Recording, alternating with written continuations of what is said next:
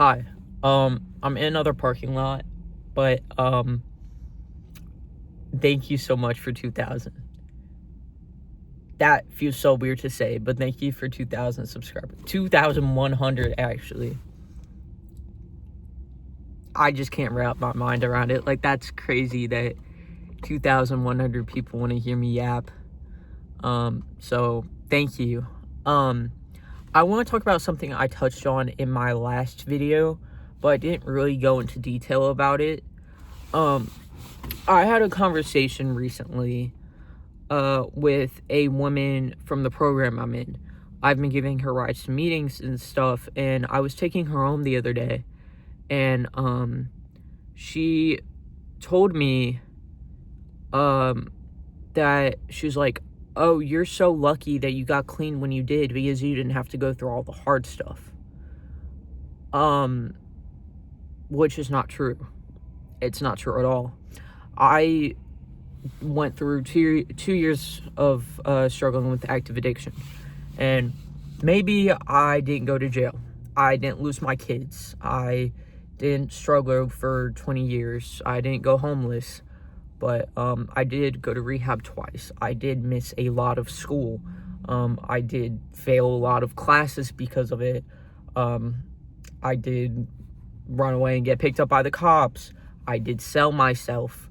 I did a lot of immoral things and things that I would never do in my right mind.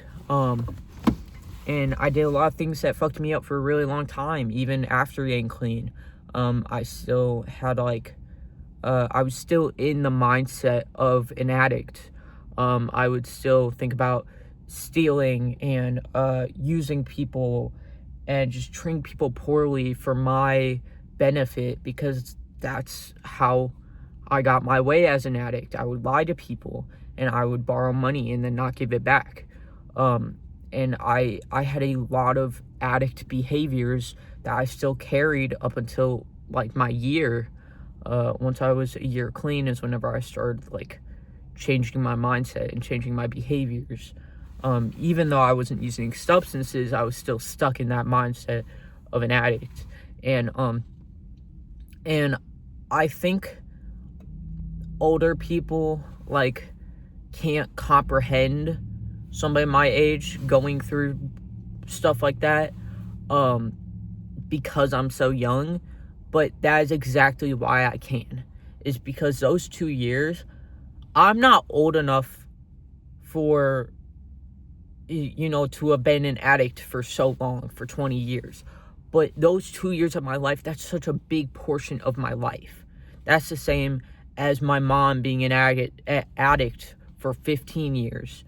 Like, is such a large portion of my life because I'm so young.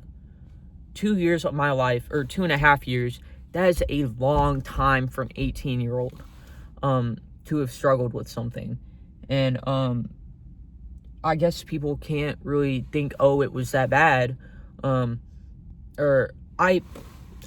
think the reason I started doing harder substances and doing more and mixing things was because people made me feel like I wasn't bad enough. People made me feel like if I wasn't a fucking heroin addict, then I'm not an addict, which is not true. Today, weed can ruin someone's life.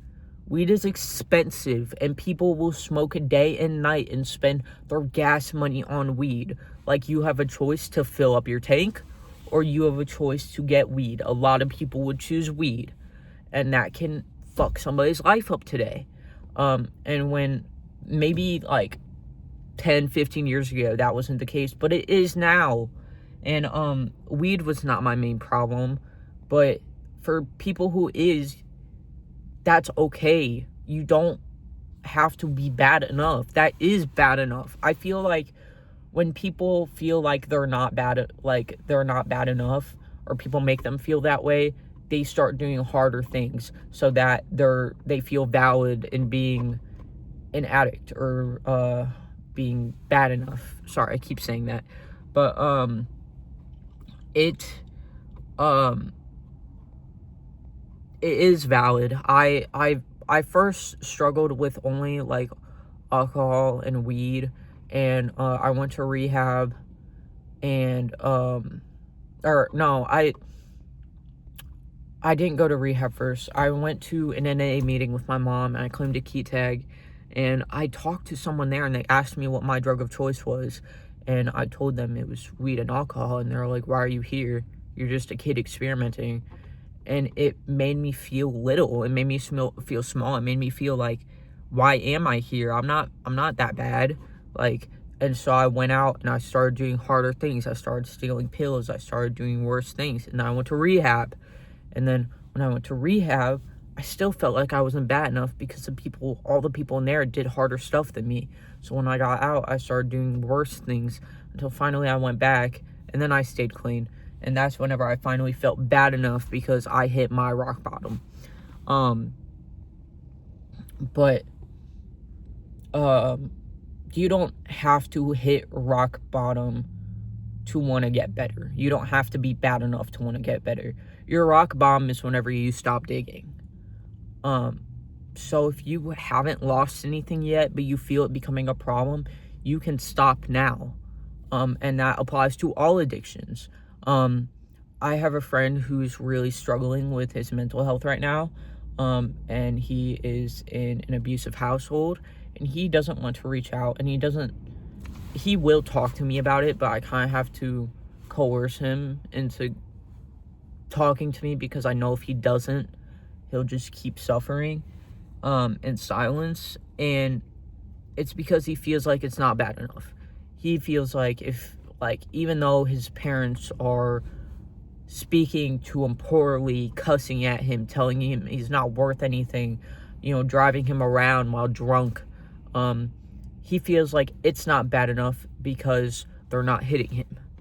They're not starving him. And even if they were, he'd find a reason for why it's not bad enough. And I feel like a lot of victims or addicts, a lot of people feel that way.